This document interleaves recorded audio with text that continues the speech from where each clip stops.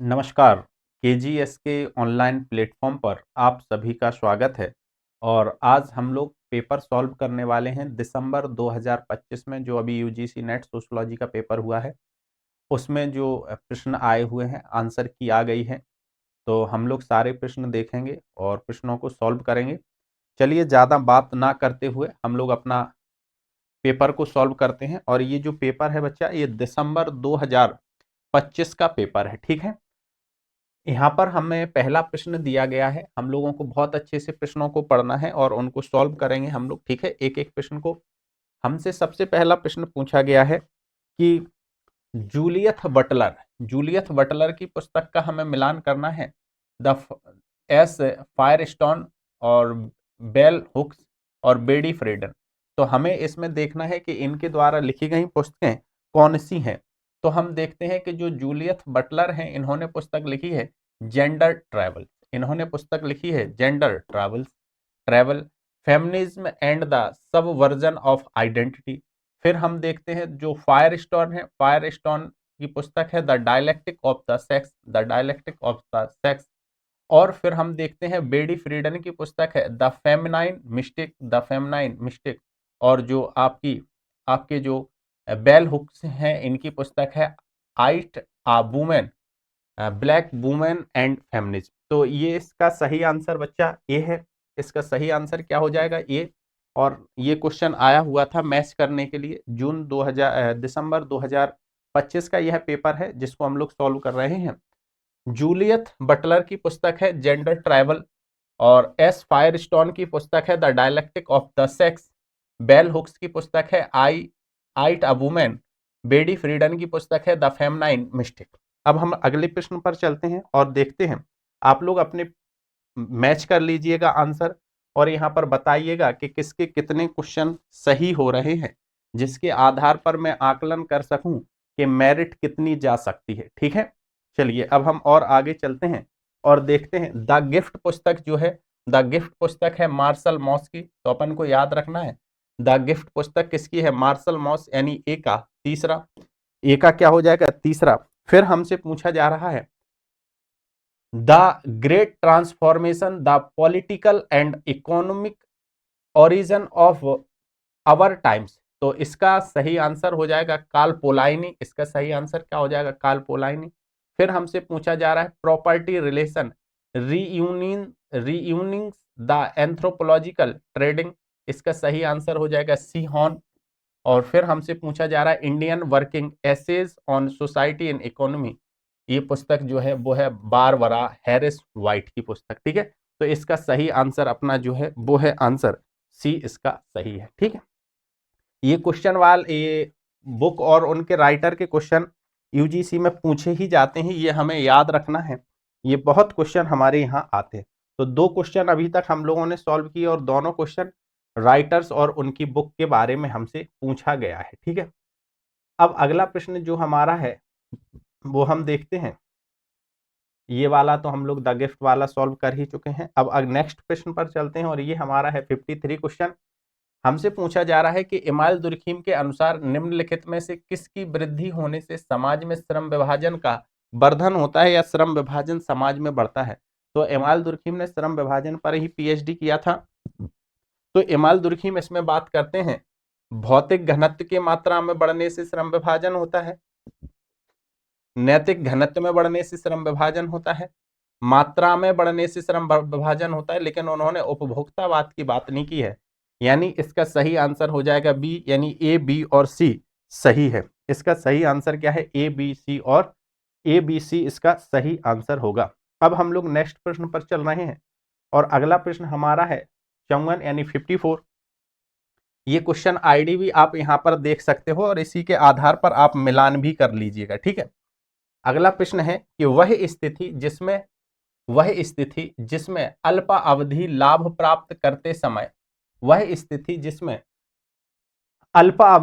प्राप्त करते समय पर्यावरण से हमारे संबंध पर दीर्घकालिक गहरा नकारात्मक प्रभाव पड़ता है, उसे क्या कहा जाता है?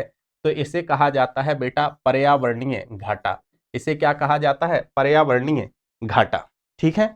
तो ये आसान ही प्रश्न है, हालांकि जब हम देख रहे हैं अभी तक तो बहुत ज्यादा ऐसे प्रश्न नहीं मिले जिनको हम लोगों ने ना पढ़ा हो। ये सभी प्रश्न पढ़े हुए हैं। अब हम लोग और अगले प्रश्न पर चल रहे हैं और देख रहे हैं 55 प्रश्न। अगला जो प्रश्न है हमारा वो हमसे पूछा जा रहा है कि पशु तत्काल पशु तत्काल अपने जीवन के क्रियाकलाप से एक रूप हो जाते हैं। पशु तत्काल अपने जीवन के क्रियाकलाप से एक रूप हो जाते हैं। मनुष्य अपने जीवन क्रियाकलाप को ही अपनी इच्छा और अपनी चेतना की वस्तु बना लेते हैं। यह कथन किसका है?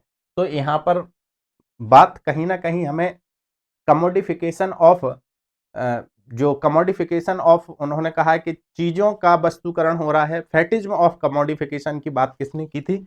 तो कार्ल मार्क्स ने की थी। और ये क्वेश्चन वहीं से जुड़ा हुआ है। क्या है कि अपनी इच्छा और अपनी चेतना को भी वस्तु बना लेते हैं और इस प्रकार की बात कौन करता है? Karl Marx. कार्ल मार्क्स इसका आंसर सही होगा। और हम लोग अगर इमाइल दुर्खीम से देखें तो इमाइल दुर्खीम तो डिवीजन ऑफ लेबर से जुड़े हैं। मैक्स वेबर तो the Protestant ethics and the spirit of capitalism, और Erving Goffman the presentation of self इनकी पुस्तक है। ये इससे जुड़े हुए हैं। अब हम और आगे चलते हैं और देखते हैं अगला जो हमारा प्रश्न है 56 प्रश्न कह रहा है या पूछा जा रहा है कि बृहत्तर समजातीयता के संबंध में ए.आर. देसाई का कथन है कि ग्रामीण परिवार शहरी परिवारों की तुलना में कहीं अधिक, वो कह रहे हैं ए.आर. देसाई का कथन है कि ग्रामीण परिवार शहरी परिवारों की तुलना में कहीं अधिक सजातीय, स्थिर, एकीकृत तथा आंतरिक रूप से काम करते हैं। बिल्कुल बात सही है। आगे ए.आर. देसाई क्या कह रहे हैं अगर हम देखें तो वो कह रहे हैं कि ग्रामीण परिवारों के सदस्यों को जोड़ने वाले संबंध उदाहरणता पति पत्नी, माता पिता और बच्चे शहरी परिवार के मुकाबले अधिक मजबूत होते हैं और लंबे समय तक साथ चलते हैं। तो हम कह सकते हैं यह दोनों बातें ए.आर. देसाई ने कही हैं, यानी ए.आर. दोनों सही है और ए.आर. की व्याख्या भी करता है। अब हम लोग नेक्स्ट उस पर चल रहे हैं क्वेश्चन पर, और अगला क्वेश्चन हमारा क्या कह रहा है? अगला प्रश्न हमारा क्या कह रहा है इसको हम लोग देखते हैं। ये वाला प्रश्न तो हम लोग करके आए हैं। अब हम 57 पर चल रहे हैं और 57 प्रश्न है हमारा कि परिवार का विखंडन भारतीय सामाजिक संरचना में अब भी एक प्रमुख राजनीतिक परिघटना। अब परिवार राजनीतिक परिघटना नहीं है बल्कि यह सामाजिक परिघटना है। क्या है? सामाजिक परिघटना। तो हम कह सकते हैं राजनीतिक परिघटना नहीं है, सामाजिक परिघटना है। फिर वो कह रहे हैं कि आईपी देसाई ने महुआ गांव के संयुक्तता के भावनात्मक मानदंड के संबंध में नाभिकीय और संयुक्त परिवारों की संरचना का अध्ययन किया था। हम कह सकते हैं कि आर ए गलत है जबकि आर सही है। ये क्या हो जाएगा? ये गलत है जबकि हमारा आर सही इसका आंसर माना जाएगा, क्योंकि भारत में जो पारिवारिक विघटन है वो सामाजिक संरचना में अब भी राजनीतिक परिघटना है। ये बात सही नहीं है, राजनीतिक परिघटना नहीं है बल्कि वो क्या है? सामाजिक परिघटना है। फिर हम देख रहे हैं कि आईपी देसाई ने महुआ के संयुक्तता के भावनात्मक दान, ये बात बिल्कुल ठीक है, लेकिन ये वाली बात ठीक नहीं है। अब हम और आगे चल रहे हैं और देख रहे हैं नेक्स्ट क्वेश्चन हमारा 58 नंबर का क्वेश्चन है। और 58 नंबर का क्वेश्चन क्या कह रहा है? ये आसान प्रश्न ही है। अभी तक जितने भी प्रश्न मैंने देखे प्रश्नों की प्रकृति के आधार पर कह सकते हैं पेपर टफ नहीं आया है, बल्कि पेपर मॉडरेट प्रकार का ही है। 2-4 क्वेश्चन है, अगर हम इसको इजी की श्रेणी में भी रखें तो चल सकता है, क्योंकि बहुत ही कम प्रश्न ऐसे हैं जिनको नहीं पढ़ा गया।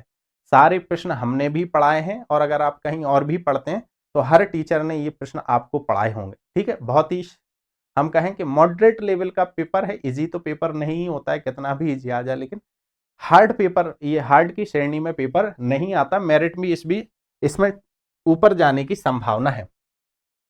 हमसे पूछा जा रहा है कि जीएस घुरिये जो है, जीएस घुरिये किस परिप्रेक्ष्य से जुड़े हुए हैं? तो जीएस घुरिये जो है वो इंडोलॉजिकल पर्सपेक्टिव से जुड़े हुए हैं। ए का चौथा। ठीक है, डीपी मुखर्जी जो है वो मार्क्सवादी परिप्रेक्ष्य से जुड़े हुए हैं। एन के बॉस की अगर हम बात करें तो ये सभ्यतावादी परिप्रेक्ष्य से जुड़े हुए हैं। डेविड हार्डीमैन की अगर हम बात करें तो यह उपाश्रित परिप्रेक्ष्य से जुड़े हुए हैं। यानी इसका सही आंसर बच्चा क्या हो जाएगा? बी इसका सही आंसर हो जाएगा। अब हम लोग चल रहे हैं नेक्स्ट प्रश्न पर, यानी 59 प्रश्न हमारा जो है उसको देखते हैं क्या है 59 में। 59 हमसे पूछा जा रहा है कि भूमि सुधार कानूनों की न्यायिक समीक्षा से संरक्षित, भूमि सुधार से संबंधित कानून बच्चा ये अनुसूची 9 में दिए गए हैं, अनुसूची 9। और वो पूछ रहा है कि भूमि सुधार कानूनों को न्यायिक समीक्षा से संरक्षित करने के लिए किस संविधान संशोधन में, तो हम कह सकते हैं कि पहला संविधान संशोधन जो है वो किससे संबंधित था, भूमि सुधार 9वीं अनुसूची से संबंधित था। इसके साथ हमसे पूछा जा रहा है कि 42वें संविधान संशोधन में, हम लोगों ने इसे मिनी कॉन्स्टिट्यूशन भी कहा जाता है, यानी इसमें बहुत ज्यादा संवैधानिक संशोधन किए गए थे। हमने यहाँ पर पंथ निरपेक्ष शब्द को जोड़ा। 44वां संविधान संशोधन है और 73वां संविधान संशोधन जो है वो ग्राम पंचायतों से संबंधित है। इन पर हम लोग बात कर चुके हैं। अगला प्रश्न हमसे पूछा जा रहा है कि तदात्म राजनीति सामाजिक आंदोलनों के निम्नलिखित में से कौन से सिद्धांत से संबंधित है। तो जब भी हम अपनी आइडेंटिटी की बात करते हैं और आंदोलनों में, तो हम इसमें कहते हैं कि यह नया सामाजिक आंदोलन सिद्धांत से संबंध है, उद्विकासीय सिद्धांत से बिल्कुल नहीं, मार्क्सवादी से नहीं, प्रकारवादी से नहीं, ये किससे है, नया सामाजिक आंदोलन से संबंधित है। नेक्स्ट प्रश्न पर चलते हैं और देखते हैं नेक्स्ट प्रश्न पर चलते हैं और देखते हैं। हमसे फिर पूछा जा रहा है 61 क्वेश्चन, इसको आप लोग सॉल्व कीजिए जरा, इसका सही आंसर क्या होगा 61 का। तो ये आसान ही है, हम लोग देखें इसमें, तो अगर इसमें देखें तो ब्रोनिस्ला मेलिनोस्की हमें पढ़े हुए हैं हमारे, और मिशेल फूको। अगर हम मिशेल फूको की बात करें तो मिशेल फूको की पुस्तक है द हिस्ट्री ऑफ सेक्सुअलिटी, यानी सी का दूसरा 2 है। मेलिनोस्की का the sexual life of savage, यानी बी का पहला, इसमें भी दिया हुआ है। सिगमंड फ्राइड की अगर हम बात करें तो सिगमंड फ्राइड की पुस्तक है 3 essays on the theory of sexuality, यानी डी का तीसरा, यानी इसका सही आंसर क्या हो जाएगा, चौथा हो जाएगा। पॉल रॉबिन्स की पुस्तक हो जाएगी the modernization of sex, Robin की पुस्तक क्या हो जाएगी, द मॉडर्नाइजेशन ऑफ सेक्स। अब हम अगले प्रश्न पर चलते हैं और हमारा अगला प्रश्न क्या है इसको हम लोग देखते हैं। अगला प्रश्न हमारा डायस्पोरा के संदर्भ में है, और बच्चा अभी मैं आपको डायस्पोरा पढ़ा के आया हूं पिछली क्लास में। अब बस थोड़ी सी जागरूक रहने की जरूरत है, अपन लोग इस प्रश्न को बहुत आराम से पकड़ सकते हैं, ठीक है, पहचान सकते हैं कैसे, थोड़ा देखते हैं। हमसे पूछा जा रहा है कि डायस्पोरा का मतलब होता है पर बोना या छिड़कना। डायस्पोरा विश्व भर में लोगों के बिखराव के रूप में को दर्शाता है। कैसे बिखराव के रूप में दर्शाता है, समान निर्जातीय समूह, बिल्कुल नहीं। समान डायस्पोरा समान निर्जातीय समूह के हों ऐसा तो नहीं हो सकता। डायस्पोरा अलग अलग देशों के भी हो सकते हैं, अलग अलग भाषा के भी हो सकते हैं, अलग अलग क्षेत्रों के भी हो सकते हैं। फिर हम देख सकते हैं देश त्यागी समुदाय का उद्भव, ये ठीक है बात, ठीक है, तो देश त्यागी समुदायों के रूप में ही हो सकते हैं। और बृहद सांस्कृतिक संकटता को प्रदर्शित करते हैं। विदेशी क्षेत्रों में पूर्ण असंबद्धता, ये भी नहीं हो, यानी इसका सही आंसर क्या होगा, बी और सी, यानी डायस्पोरा जो है वो देश त्यागी समुदाय के उद्भव से संबंधित है, और इन्हें हम लोग कह सकते हैं बृहद सांस्कृतिक संकटता को प्रदर्शित करते हैं। नेक्स्ट प्रश्न पर चलते हैं हम लोग, और अगला प्रश्न जो हमारा है 63, बहुत ही आसान प्रश्न है, इसे कोई भी बीए वाला बच्चा भी करेगा, आप तो यूजीसी नेट की तैयारी कर रहे हो। मैक्स वेबर के विचार के अनुसार निम्नलिखित में से कौन सा नौकरशाही से संबंधित नहीं है। मैक्स वेबर के विचार के अनुसार निम्नलिखित में से कौन सा नौकरशाही से संबंधित नहीं है। तो मैक्स वेबर नौकरशाही में रैशनैलिटी की बात करते हैं, वो ट्रेनिंग यानी प्रशिक्षण की बात करते हैं, आदेश श्रृंखला की बात करते हैं, लेकिन संवेग और भावनाओं की बात उन्होंने नहीं की है, यानी 63 का आंसर सी सही होगा। 63 का आंसर सी सही होगा।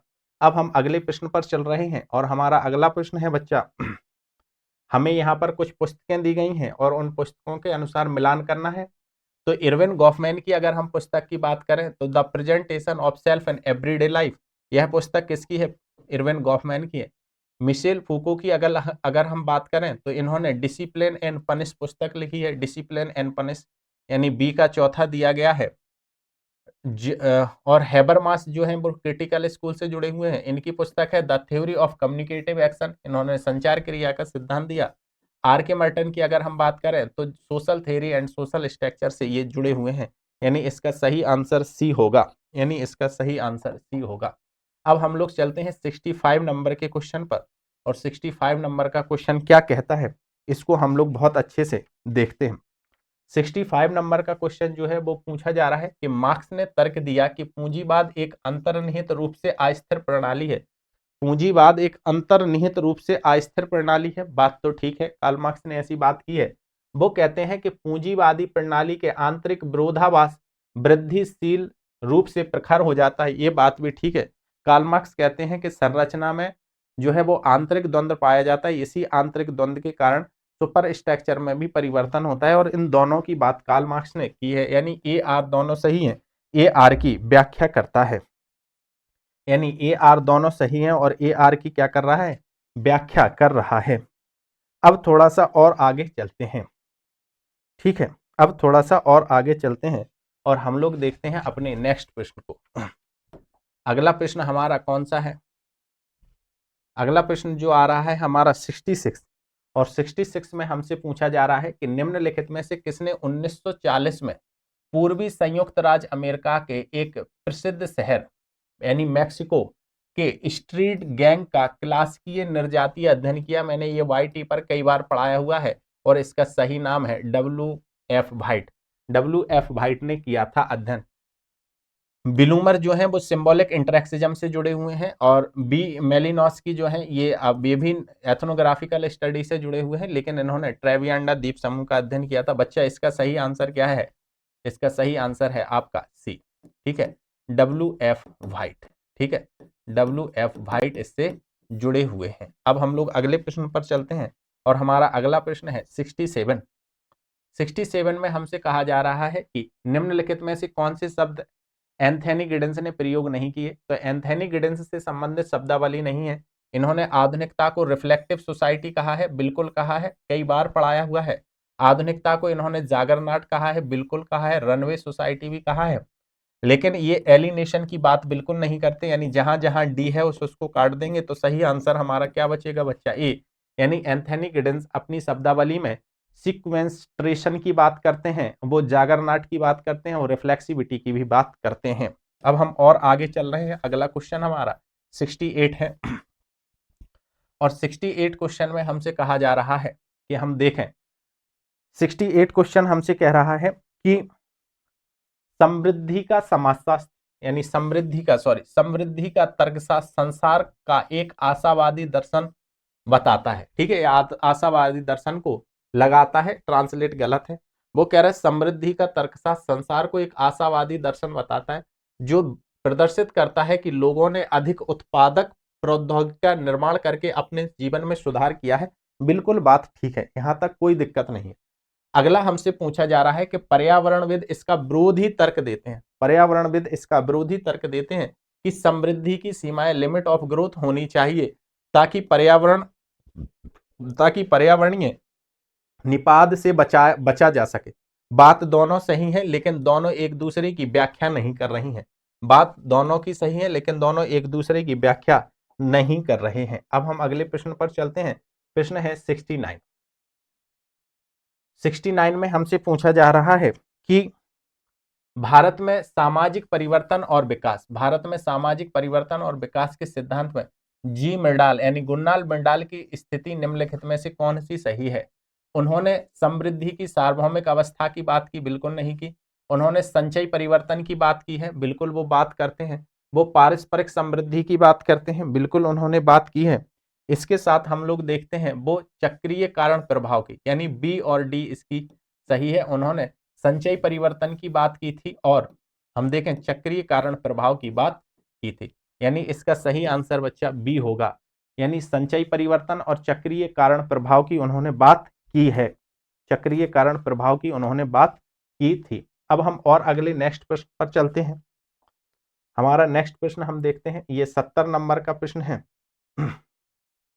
ये क्या कह रहा है, ये हमसे कह रहे हैं कि पारिस्थितिकीय रूप से संपोषणीय संस्कृति एक ऐसी जीवन पद्धति है जो भावी पीढ़ी की पर्यावरणीय धरोहरों को खतरे में डाले बिना वर्तमान पीढ़ी की जरूरतों को पूरा करता है। बात बिल्कुल सही है, सतत विकास के बारे में बात हो रही है।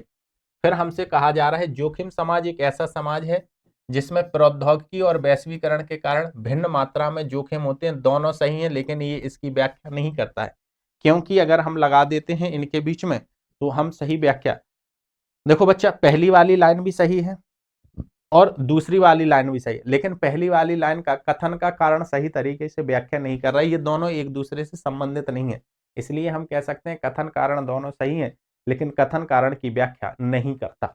अब और अगले प्रश्न पर चल रहे हैं और हमारा प्रश्न है 71।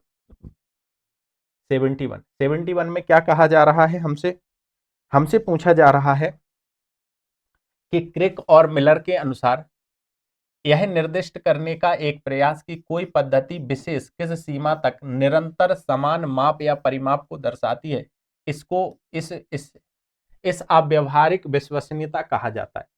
क्रिक एवं मिलर ने कहा है कि एक निर्दिष्ट करने का एक प्रयास कि कोई पद्धति विशेष किस सीमा तक निरंतर समान माप या परिमाण को दर्शाती है, उसे अव्यवहारिक विश्वसनीयता कहलाती है। वह क्या कहलाती है? अव्यवहारिक विश्वसनीयता कहलाती है। ठीक है, अब हम लोग नेक्स्ट प्रश्न पर चल रहे हैं और हमारा अगला प्रश्न है 71 हो गया था और अब आएगा हमारा 72। आ जाओ भाई 72। ठीक है, 71 हो गया। अव्यवहारिक इसका सही आंसर है। अब है हमारा 72 कि मार्क्सवादी ढांचे में निम्नलिखित अवधारणाओं को सही कालक्रम के अनुसार व्यवस्थित कीजिए। मार्क्सवादी ढांचे में निम्नलिखित अवधारणाओं को सही कालक्रम के अनुसार व्यवस्थित कीजिए। सबसे पहले वर्ग होगा तो वर्ग के अंदर क्लास इन इट सेल्फ होगी, class in it self class for it self में बदलेगा और क्लास फॉर इट सेल्फ किस में हो जाएगा? वर्ग संघर्ष की बात करेगा। तो सबसे पहले वर्ग होगा, वर्ग में स्वयं के लिए वर्ग होगा, स्वयं में वर्ग होगा, फिर स्वयं के लिए वर्ग होगा और फिर वर्ग संघर्ष होगा, यानी इसका आंसर सी सही होगा। इसका आंसर सी सही होगा, ए बी सी डी। अब हम लोग चल रहे हैं अगले प्रश्न पर। तो आप देख रहे होंगे कि प्रश्न ऐसे नहीं है कि जो हमारी समझ से बाहर हो। सारे प्रश्न कैसे हैं बच्चा? आसान है। अगर आपने पढ़ा है थोड़ी गंभीरता के भी साथ तो आप इस प्रश्न में बहुत अच्छा कर सकते थे इस प्रश्न पत्र में। ठीक है, थोड़ी सी मेरिट भी हाई जाने की संभावना है। अब हम और आगे चल रहे हैं और देखते हैं अगला प्रश्न हमारा क्या है। अगला प्रश्न है कि एमाइल दुर्खिम किससे? तो एमाइल दुर्खिम बच्चा अपन सबको पता है कि ये यांत्रिक और सावयवी एकता से जुड़े हुए हैं। कार्ल मार्क्स ने एलिनेशन की बात की है, मैक्स वेबर ने नौकरशाही की बात की है, टालकट पार्सन सामाजिक व्यवस्था की बात करते हैं। ये ठीक है, यानी इसका क्या हो जाएगा? आंसर ए सही हो जाएगा। अब हम लोग नेक्स्ट प्रश्न पर चलते हैं और अगला प्रश्न हमारा क्या होगा? अगला प्रश्न हमारा क्या है? ये हमसे पूछा जा रहा है, ये विकलांगता से संबंधित क्वेश्चन है कि अशक्तता यानी विकलांगता और बाधिकता का समाजशास्त्र कलंक और छत्ताकन के अध्ययन से संबंधित है। बात बिल्कुल सही है। अशक्तता आंदोलन अशक्तता के एक ऐसे सामाजिक मॉडल के सृजन पर आधारित रहा है जो चिकित्सीय मॉडल के लिए एक प्रत्यक्ष चुनौती है। तो इसका सही आंसर क्या हो जाएगा? ये कह रहे हैं कि अशक्तता और बाधिकता का समाजशास्त्र कलंक और छत्तांकन के अध्ययन से संबंधित है। बात बिल्कुल सही है। फिर वो कह रहे हैं अशक्तता आंदोलन यानी विकलांग आंदोलन अशक्तता के एक सामाजिक मॉडल के सृजन पर आधारित रहा है जो चिकित्सीय मॉडल के एक प्रत्यक्ष रूप को चुनौती देता है। बात दोनों सही है की व्याख्या भी कर रहा है। अब हम लोग और चलते हैं अगले प्रश्न पर। यहाँ पर ये प्रश्न बहुत अच्छा है कि प्रत्येक समाज में नया प्रश्न है, लेकिन प्रत्येक समाज के लिए ऐसे नियम होते हैं जिन्हें कानून कहा जाता है और अन्य जिन्हें प्रथा कहा जाता है। ब्रोनिस्ला मेलिनोवस्की ने इसे किस प्रकार बताया है? उन्होंने इसे कोड और कांस्टेबल कहा है। उन्होंने नियम कानून और प्रथाओं को उन्होंने कोड कहा है, कोर्ट कहा है और कांस्टेबल की संज्ञा दी है। किसने? मेलिनोवस्की ने। अब हम लोग और आगे चलते हैं और आगे चलने पर हमें प्रश्न बनता है 76। ठीक है, 76 प्रश्न हमारा क्या है? ये हमसे पूछ रहे हैं कि दूरस्थ और निकटता की बात कौन करता है? ठीक है, और सामाजिक जियोमेट्री की बात कौन करता है? अब इसमें हाव भाव का वार्तालाप, जब हम हाव भाव की बात करेंगे तो ये GH मिड इससे जुड़ जाएंगे, यानी सी का पहला सही है, यानी सी का पहला सही है। और सी का पहला कहाँ है? दो जगह हमें दिया गया है सी का पहला सही है, ठीक है। फिर हम इसमें देख सकते हैं कि निकटता, निकटता की बात कौन करते हैं, दूरस्थ निकटता की बात करते हैं जे रोसेनो, जे रोसेनो, जे रोसेनो। फिर हमसे पूछा गया है सामाजिक जियोमेट्री, सामाजिक जियोमेट्री से जॉर्ज सिमेल जुड़े हुए हैं। आवश्यकता की प्रवृत्ति से टालकट पार्सन्स जुड़े हुए हैं, ठीक है। फंक्शनल प्रीरिक्विसाइट से कौन जुड़े हैं, टालकट पार्सन्स जी जुड़े हुए हैं। तो दूरस्थ निकटता की बात कौन करता है, जे रोसेनो। सामाजिक जियोमेट्री से जॉर्ज सिमेल जुड़े हुए हैं। हाव भाव की वार्तालाप, ये तो पता ही है अपन को, जीएच मीड है। आवश्यक प्रकृति टालकट पार्सन्स, ये भी अपन लोगों को पता था। अब और आगे चलते हैं और प्रश्न देखते हैं हम लोग 77, और 77 में कहा जा रहा है यह कथन निम्नलिखित में से किसका है, यह कथन निम्नलिखित में से किसका है कि शहर लोगों, वस्तुओं और घटनाओं का एक स्कंदन यानी क्रस है, ठीक है।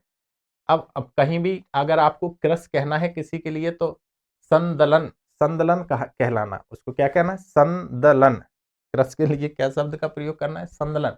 वो कह रहे हैं यह कथन निम्नलिखित में से किसका है कि शहर लोगों, वस्तुओं और घटनाओं का एक संदलन है। यह बात की है जॉर्ज सिमेल ने। मैनुअल कैसल्स जो है वो सूचना समाज से जुड़े हुए हैं, इंफॉर्मेशन सोसाइटी, सूचना समाज से वो जुड़े हुए हैं। George Simmel philosophy of money, philosophy, philosophy of money से जुड़े हुए हैं। सासिया सासिन जो है वो ग्लोबल सिटी से जुड़ी हुई है, ग्लोबल सिटी से ये जुड़ी, ठीक है। चलो अब हम लोग और अगले प्रश्न पर चलते हैं। 78 हमारा प्रश्न, हमारा प्रश्न कौन सा है, 78। और 78 प्रश्न क्या कह रहा है कि यह कथन किसका है कि शक्ति सामाजिक अन्योन्य क्रिया के सभी स्तरों पर सभी सामाजिक संस्थाओं और सभी लोगों के माध्यम से प्रचलित करती है। यानी शक्ति की सूक्ष्मता की बात मिशेल फूको ने की है। कहा है कि शक्ति प्रत्येक स्तर में पाई जाती है, और इस प्रकार की बात कौन करता है, मिशेल फूको। इस प्रकार की बात कौन कर रहा है, मिशेल फूको। 78 का आंसर ए सही होगा। अब हम लोग और आगे चल रहे हैं और अगले प्रश्न पर चलते हैं। हमारा अगला प्रश्न ये है कि घनिष्ठता के संरूपण के मुद्दे पर लॉरेंस स्टोन ने निम्नानुसार आरोही क्रम में परिवारों के चरण को किस रूप में प्रस्तुत किया है। तो इन्होंने कहा है कि जो सबसे पहले हमारे परिवार आएंगे वो आएगा परिवार के एक खुले सिरे वाला निम्नतर गैर भावुक, यानी ये साम्यवादी अवस्था है। और उसके बाद सबसे बाद आएगा हमारे पास उपभोक्ता के लिए तैयार। तो सबसे पहले तो ये, फिर उसके बाद उपभोक्तावाद, फिर हमारे पास आएगा कि वैवाहिक माता पिता के प्रेम रहित संक्रमण का रूप, और उसके बाद आएगा घरेलू निजता की काफी अधिकता के साथ घनिष्ठ भावनात्मक जुड़ाव। तो इसका सही आंसर बच्चा क्या हो जाएगा, ये। सबसे पहले आ जाएगा परिवार का एक खुला रूप, और सबसे बाद में आ जाएगा अधिक उपभोग यानी उपभोक्तावादी, हम लोग अभी के हैं। फिर उसके बाद हम लोग देखेंगे कि वैवाहिक माता पिता के प्रेम सहित संक्रमण रूप, और उसके बाद आ जाएगा काफी घरेलू निजता की काफी निकटता के साथ घनिष्ठ भावनात्मक स्वरूप, ठीक है। अब हम लोग और आगे चलते हैं। 79 ये सही हो गया। फिर हम लोग आते हैं 80 क्वेश्चन। हमारा 80 नंबर का क्वेश्चन क्या है, ये क्या कह रहा है, देखो ये भी बच्चा आसान ही प्रश्न है कि जब बहुआयामी मॉडल की बात होती है तो हम इसमें योगेंद्र सिंह एस सी दुबे को लगाते हैं, ठीक है। द्विअक्षीय यानी द्विआयामी मॉडल की बात होती है तो हम इसमें योगेंद्र सिंह को लगाते हैं। यूनिवर्सलाइजेशन और पेरोक्लाइजेशन यानी सार्वभौमिकरण और संकुचीकरण की बात मैके मैरियट करते हैं। पवित्र संकुल की बात जो है वो है एलपी विद्यार्थी ने की हुई है। यानी हम देखें तो 80 का सही आंसर जो हमारा है, ए का तीसरा, ये हो जाएगा। 80 का सही आंसर जो हमारे पास है वो क्या है, ए इसका सही आंसर है। अब हम लोग और आगे चलते हैं और देखते हैं अगले प्रश्न पर। अगला प्रश्न है हमारा कि हीगल और मार्क्स द्वारा वर्णित इतिहास का द्वंद्वात्मक, ये कह रहे हैं हीगल और मार्क्स द्वारा वर्णित इतिहास का द्वंद्वात्मक विकास दर्शाता है किसको, वाद प्रतिवाद और संवाद को दर्शाता है। यह वाद प्रतिवाद और मैं कुछ कहूंगा आप उसका खंडन करेंगे तो हम सत्य के और करीब पहुंचेंगे। मैं कुछ कहूंगा आप उसका खंडन करेंगे तो हम लोग क्या है, सत्य के और करीब पहुंचेंगे।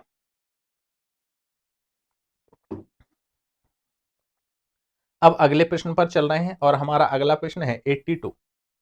अगला प्रश्न है हमारा 82।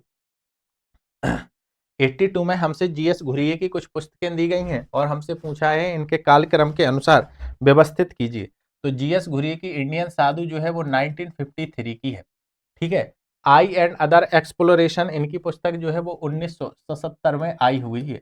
Cast and race in India जो पुस्तक है ये 1932 की पुस्तक है। फिर हम लोग देखते हैं गॉड्स एंड मैन जो पुस्तक है ये 1962 की पुस्तक है। इस हिसाब से अगर हम देखेंगे तो 82 का सही आंसर हमारा बेटा ए सही हो जाएगा। यानी सी 1932 सबसे पहले आएगा, फिर 1953 आएगा, फिर 1962 और फिर 1977, यानी इसका सही आंसर ए होगा। आप क्वेश्चन कोड भी देख सकते हो, यहां से आप अपने पेपर का मिलान भी कर लेना। 2423 यानी 2423 क्वेश्चन का कोड है। ठीक है। अब हम लोग और आगे चलते हैं, और आगे चलने पर हमने देखा 83 में पार्सन्स के ढांचे दिए गए हैं और उनमें कहा गया है कि कौन सा सही है कि हमें व्याख्या करना है। ठीक है। भावनात्मकता बाना भावनात्मक तटस्थता होता है, लेकिन इन्होंने self orientation versus effectivity neutrality लिखा है, ये तो सही नहीं है। फिर इसमें सार्वभौमिकता बनाम विशिष्टता होता है, इन्होंने अचीव्ड और एस्क्राइब्ड की जगह इसको बदल दिया है। फिर विशिष्ट और विसरण, बात ठीक है। उपलब्धि और आरोहण, बात ठीक है। प्रभाविकता बनाम प्रभाविक निकटता, ये बात ठीक नहीं है। यानी 83 का अपना जो आंसर हो जाएगा वो बी और डी सही हो जाएगा। सार्वभौमिक बनाम उपलब्धि 83 बी और डी इसमें मान रहे हैं। ठीक है। इसमें ये सार्वभौमिक बनाम अचीव्ड बनाम एस्क्राइब्ड इसका हो जाएगा, और उपलब्धि बनाम आरोहण इसका सही हो जाएगा। बाकी ये सही नहीं है, पर ये थोड़ा सा इंग्लिश में लिखा होता तो अपन लोग, और ये पेपर चूंकि हिंदी में अपन को मिला है तो अपन ने उसको सॉल्व करा दिया, कोई दिक्कत वाली बात नहीं है। लेकिन ये पैटर्न वेरिएबल्स से ही संबंधित है, और इसका वो सही आंसर मान रहे हैं बी, यानी सार्वभौमिक बनाम उपलब्धि। ठीक है। अचीव्ड बनाम एस्क्राइब्ड, और इसमें हम लोग देखेंगे ये अचीव्ड और आरोहण यहाँ भी हो गया, और ठीक है अब वो बी मान रहे हैं तो अपन इसको आगे चलते हैं, इंग्लिश में देखेंगे तो और ज्यादा क्लियर हो जाएगा। अब हम लोग और आगे चलते हैं और फिर यहाँ पर देखते हैं कि अगला क्वेश्चन है 84 कि भारतीय परिदृश्य में सामाजिक जरा विज्ञान, यानी इसको जेरेंटोलॉजी कहा जाता है, वृद्ध विज्ञान, वृद्धों से संबंधित, उम्र से संबंधित अध्ययन जिसमें हम करते हैं। भारतीय परिदृश्य में सामाजिक जरा विज्ञान के रूप में जीर्ण से संबंधित है। इससे संबंधित क्या क्या है हमें ये देखना है। यह जीवन चक्र में व्यक्तिक स्थिति का एक पहलू है, बात तो ठीक है, बिल्कुल संबंधित है। यह समकालिक आर्थिक स्थिति नहीं है, ये गलत है। समकालिक आर्थिक स्थिति को प्रदर्शित कर पीढ़ी की सदस्यता के अनुसार स्तरीकरण के गतिशील घटक हैं, ये बात भी सही है। विचार की स्थिति उपकरण से संबंधित ये नहीं, यानी ए और सी इसका सही आंसर होगा, यानी ए और सी इसका सही आंसर होगा।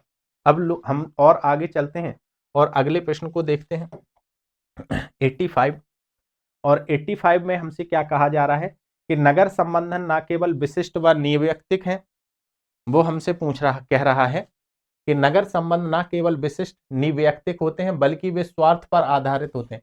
यह कथन किसका है? तो यह कथन बच्चा लुईस वर्थ का होगा। यह कथन किसका है? लुईस वर्थ का है। यह कथन जो है वो लुईस वर्थ का है। फिर हम लोग अगले प्रश्न पर चलते हैं, और हमारा अगला प्रश्न अगर हम देखें तो हमारा अगला प्रश्न है कि प्रकारवाद से कौन जुड़ा हुआ है? तो बेटा यहाँ पर प्रकारवाद से आर के मर्टन जुड़े हुए, संघर्षवाद से लेविस कोजर जुड़े हुए, प्रतीकात्मक अंतःक्रियावाद से गॉफमैन जुड़े हुए, संरचनावाद से लेविस स्ट्रास जुड़े हुए हैं। इसका सही आंसर ए हो जाएगा। अब हम और आगे चलते हैं और यहाँ पर देखते हैं, और यहाँ पर हम लोग देखते हैं अगला क्वेश्चन है 87, और 87 को हमें मिलाना है। ये भी आसान ही प्रश्न है, हमें तो आसान ही पेपर लग रहा है बेटा, मैं सच बताऊं कुछ भी ऐसा नहीं लग रहा है जो हमने आपको ना पढ़ाया हो या आपने ना पढ़ा हो। एक आध दो क्वेश्चन में थोड़ी सी भाषा इधर उधर है, अगर हम पूरे पेपर से मानेंगे तो 10 से 12 ही क्वेश्चन इधर उधर के हैं, बाकी सारे क्वेश्चन आप सही कर सकते थे। सभी कुछ हमारे सिलेबस से आया हुआ पेपर है। ठीक है। तो हम लोग इस पेपर को इस क्वेश्चन को देख रहे हैं। जिगमंड बोमेन की अगर हम बात करें तो ये लिक्विड मॉडर्निटी से जुड़े हुए हैं। डी वॉरास हम लोग नहीं पढ़ते हैं मोस्टली, तो उसको अभी अपन लोग होल्ड करते हैं। पर हमारे अगले सिद्धांतकार हैं उल्रिच बेक की पुस्तक है risk society towards a new modernity. Herbert Blumer जो है वो सिंबॉलिक इंटरेक्सिज्म से जुड़े हुए हैं। अब डी वरास की अगर हम बात करें तो द विस्परिंग विदिन, यह इनकी पुस्तक है। यानी इसका सही आंसर जो है हमारा 87 का हो जाएगा ए। ठीक है, 87 का क्या हो जाएगा ए। अब ये आप देखते भी रहना, बाकी मैंने तो मिला ही दिया है, तो आप इससे सही रूप से मिलान कर लेना। अगला प्रश्न हमारा बच्चा 88 है, और 88 में हमसे पूछा जा रहा है कि इन घटनाओं को कालक्रम के अनुसार व्यवस्थित करो। तो द ग्रेट जापान सुनामी और भूकंप 2011 का है, और आपका हैती भूकंप जो है वो 2010 का है। यूएन मैक्सिको की खाड़ी को प्रभावित करने वाले कैटरीना तूफान जो है वो 2005 का है, और आपका जो दक्षिण एशियाई तटीय सुनामी है ये 2004 की है। यानी हम इसको अगर सही रूप से लगाएं, तो डी सी बी ए हो जाएगा, डी सी बी ए। यानी इसका सही आंसर क्या हो जाएगा अपना डी, इसका सही आंसर हो जाएगा। अब हम लोग और आगे चलते हैं और यहां पर देखते हैं कि घेटोज यानी बस्तियों एवं शहरी संपन्नता के संदर्भ में स्थानों में कमी, इस संदर्भ में स्थानों में कमी स्थानों की संपन्नता में परिवर्तित हो रही है। यह प्रक्रिया क्या कहलाती है? इसको हम लोग जेंट्रिफिकेशन कहते हैं। इसको हम लोग क्या कहते हैं? जेंट्रिफिकेशन या भद्रीकरण कहते हैं। ये वो कह रहे हैं कि घेटो यानी गंदी बस्तियां यानी स्लम्स और शहरी संपन्नता के संदर्भ में स्थानों में कमी स्थानों की संपन्नता में परिवर्तित हो रही है। यह प्रक्रिया क्या कहलाती है? तो हम इसको जेंट्रिफिकेशन कहते हैं या भद्रीकरण की संज्ञा देते हैं। अगले प्रश्न पर चल रहे हैं हम लोग। 90 प्रश्न हमारा क्या कह रहा है? 89 के बाद कितना आएगा? 90। तो इस प्रश्न को थोड़ा सा सॉल्व कीजिए, मैं पानी पी लेता हूं, आप लोग इसका आंसर बताइए। इसका सही आंसर क्या होगा? इसका सही आंसर क्या होगा? इसका सही आंसर क्या होगा? वह प्रक्रिया हमसे पूछा जा रहा है, वह औपचारिक प्रक्रिया जिसके माध्यम से कतिपय प्रकार का कौशल और ज्ञान विशिष्ट व्यवस्था में पूर्व अभिकल्पित पाठ्यक्रम के माध्यम से सामान्यता प्रदान किया जाता है, इसको क्या कहते हैं? हम इसको बेटा स्कूलिंग कहते हैं। हम इसको क्या कहते हैं? स्कूल। ओरिएंटेशन बिल्कुल नहीं होगा। संस्कृताइजेशन आपको पता ही है, अकल्चराइजेशन के बारे में पता ही है। यानी 90 का सही आंसर हो जाएगा अपना सी। 90 का सही आंसर हो जाएगा अपना सी। ठीक है, चलो अब हम लोग अगले प्रश्न पर चलते हैं, और अगला प्रश्न हमारा है 90। ये पुस्तक पढ़िए जरा, इसका सही आंसर बताइए। 90 का सही आंसर क्या होगा?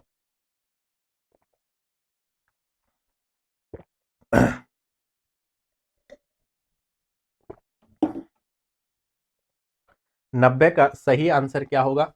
हमसे पूछा जा रहा है orientalism, western conception of the Orient. पुस्तक के लेखक कौन है? 1978 में यह पुस्तक लिखी गई है, और इस पुस्तक के लेखक हैं एडवर्ड सईद। ठीक है, इस पुस्तक के लेखक कौन है?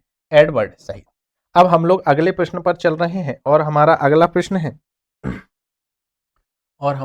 प्रश्न है आप लोग बच्चा देखते जाना यहाँ पर। ठीक है, साथ में प्रश्न कोड ये दिया गया है, और जो मैं आंसर बता रहा हूं उससे आप देख लेना। बाकी आपको भी आंसर की दी गई होगी, मैं तो पेपर सॉल्व करवा ही रहा हूं, तो आपको जितना मदद हो तो उतना इससे ले लेना हेल्प। बाकी आपके पास खुद है तो आप उससे भी मिलान कर सकते हैं।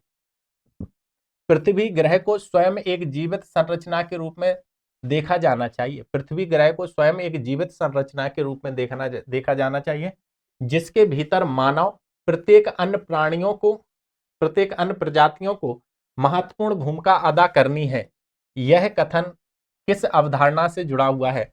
तो क्योटो प्रोटोकॉल, ग्रीन हाउस प्रभाव, फुटप्रिंट बिल्कुल नहीं, ये गाइना परिकल्पना इसको कहा जाता है, और इससे जेम्स लवलॉक संबंधित है। इससे जेम्स लवलॉक इससे जुड़े हुए हैं। ठीक है, इसे हम लोग गाइना परिकल्पना कहते हैं। क्या है? पृथ्वी ग्रह को स्वयं एक जीवित संरचना के रूप में देखा जाना चाहिए, जिसके भीतर मानव और प्रत्येक अन्य प्रजातियों की महत्वपूर्ण भूमिका अदा करनी है। यह कल्पना गाइना परिकल्पना इसे कहा जाता है। ठीक है, ये कहते हैं कि पृथ्वी पर अब साधारण भाषा में देखें कि पृथ्वी पर जैविक और अजैविक घटक मिलकर एक विशेष प्रकार की परिस्थिति तैयार करते हैं, जो जीवन जीने के लिए आवश्यक है या जीवन जीने के लिए आवश्यक दशा है, और इस चीज को ही क्या कहते हैं? हम लोग गाइना परिकल्पना की संज्ञा दी जाती है। अब हम लोग और आगे चल रहे हैं, और ये वाला प्रश्न है, ये भी बहुत आसान प्रश्न है देखा जाए तो। आप तो कह रहे होंगे कि सर हर प्रश्न को आसान कह रहा है, बेटा है भी प्रश्न आसान तो मैं क्या ही करूं। ठीक है, तो यहां पर हमसे बात की जा रही है द कल्चरल इंडस्ट्री। ये पोस्ट हम कहें 9 मार्क्सिज्म से जुड़े हुए हैं, ये थियोडोर एडर्नो इससे संबंधित हैं। वन डायमेंशनल मैन की हम बात करें तो मार्क्यूज, और अभी मैं कल परसों ही आपको वाईटी पर पढ़ा रहा था कि वन डायमेंशनल मैन में मार्क्यूज ने कहा है कि उपभोक्तावाद ने क्या किया है, व्यक्ति की जो आलोचनात्मक क्षमता है इसको, पूंजीवाद ने व्यक्ति की आलोचनात्मक क्षमता को खत्म कर दिया है। अब व्यक्ति निष्क्रिय रूप से केवल उपभोग करने वाला प्राणी बन गया है। तो ये वही चीज है। हैबिटस अभी मैं पढ़ा के आया था, हैबिटस की बात किसने की है बच्चा, पियरे बोर्दियो ने। तो हैबिटस अपने यूनिट नंबर 3 में भी जुड़ा हुआ है और यूनिट नंबर अपने 1 में भी जुड़ा हुआ है हैबिटस के साथ। ठीक है, पावर, ट्रस्ट एंड पावर की बात कौन करेगा, तो निकलसन लुकमान इससे संबंधित है। अब हम और आगे चलते हैं।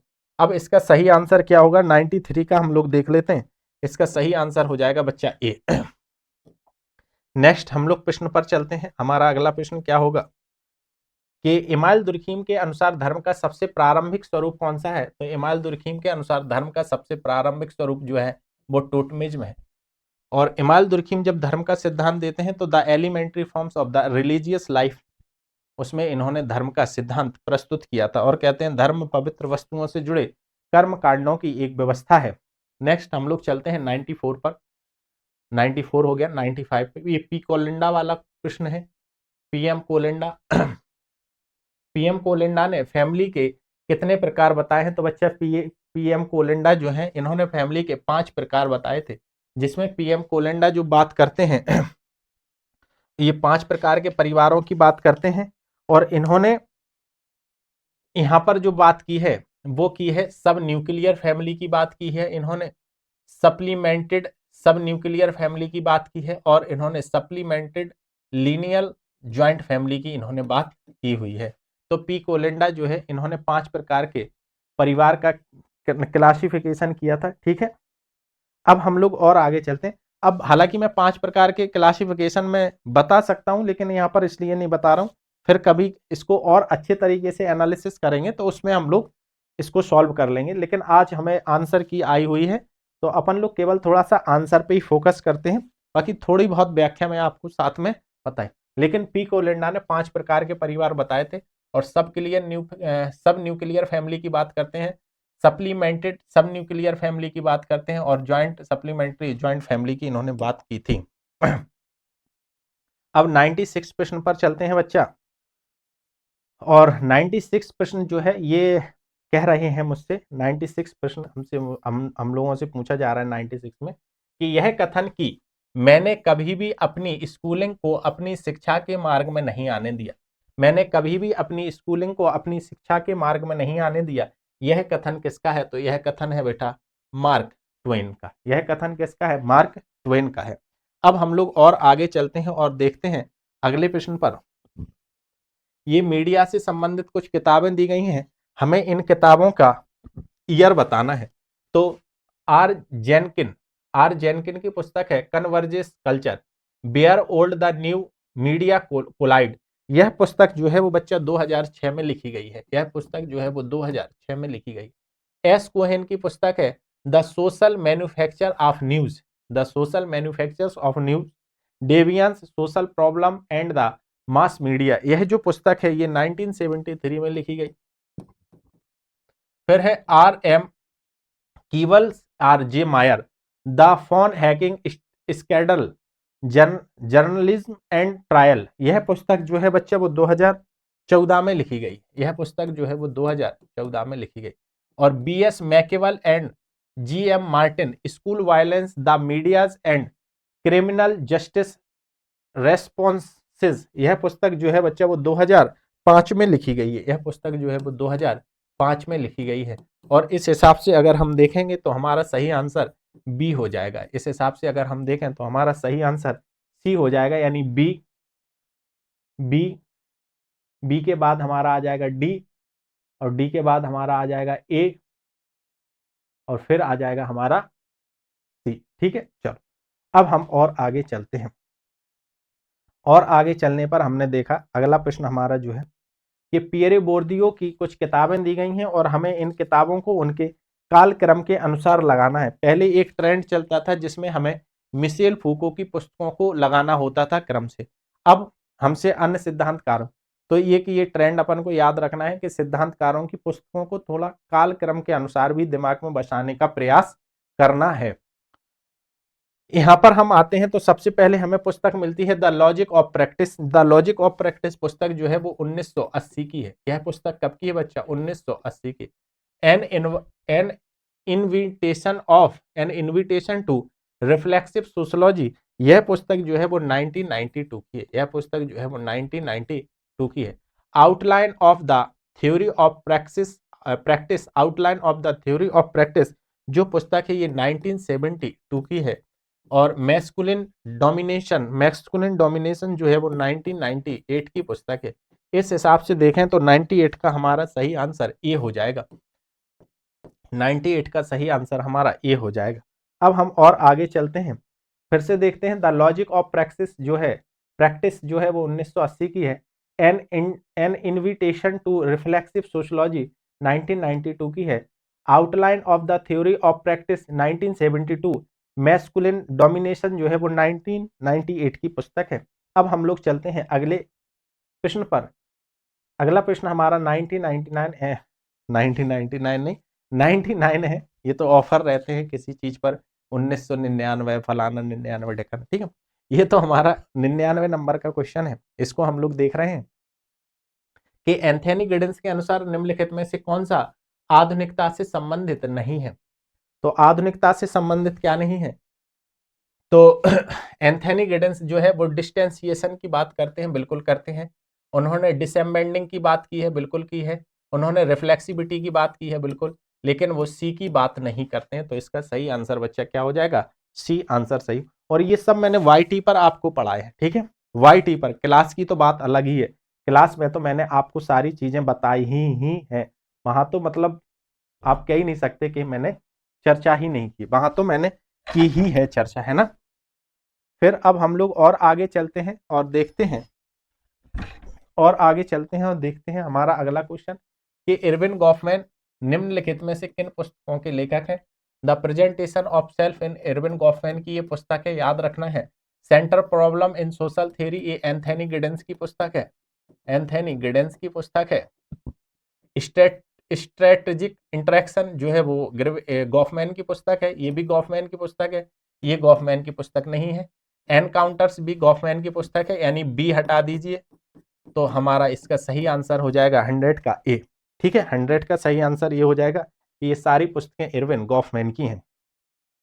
यहाँ पर हमसे पूछा गया है कि हमें कुछ विवाह दिए गए हैं और इन विवाहों को हमें विवाह से संबंधित अधिनियमों को सही कालक्रम में हमें लगाना है। तो विशेष विवाह अधिनियम जो है वो 1954 का है।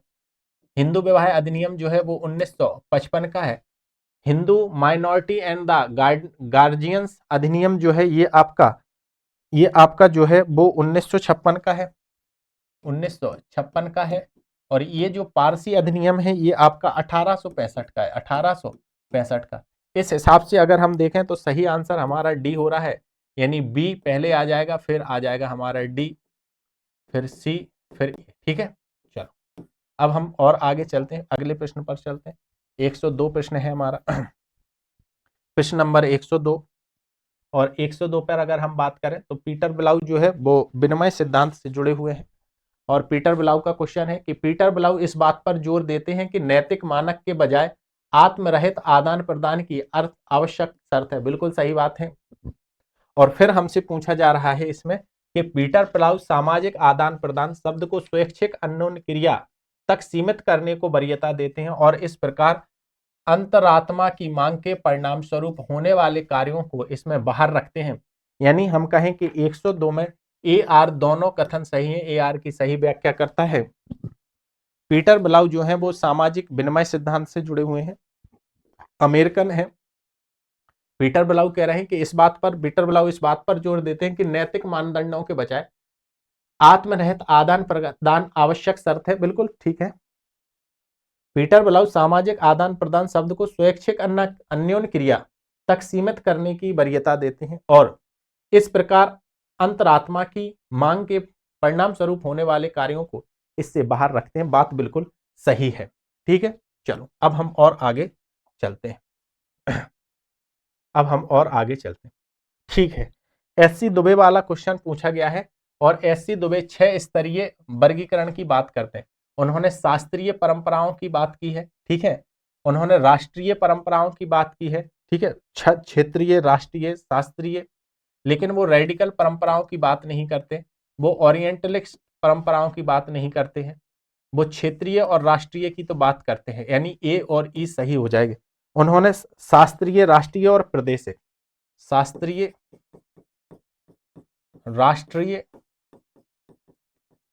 क्लासिकल, नेशनल, राष्ट्र, शास्त्रीय, राष्ट्रीय और प्रादेशिक परंपराओं की बात की है, प्रादेशिक परंपराओं की बात की है। इसी के साथ वो स्थानीय और उपस्थानीय, स्थानीय और उपस्थानीय, उपस्थानीय और पश्चिमी परंपराओं की बात करते हैं।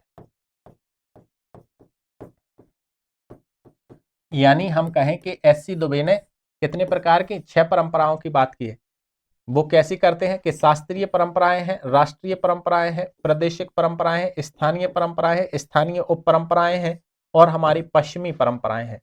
तो इसमें शास्त्रीय और क्षेत्रीय हमें देखने को मिल गई, बाकी वो 3 की बात नहीं करती, ये हमें याद होना चाहिए था। और जब मैं एससी दुबे एक्स्ट्रा थिंकर्स के रूप में पढ़ाता हूं तो वहां पर मैं इनकी चर्चा करता ही करता हूं। The death of class, the death of class किसकी पुस्तक है?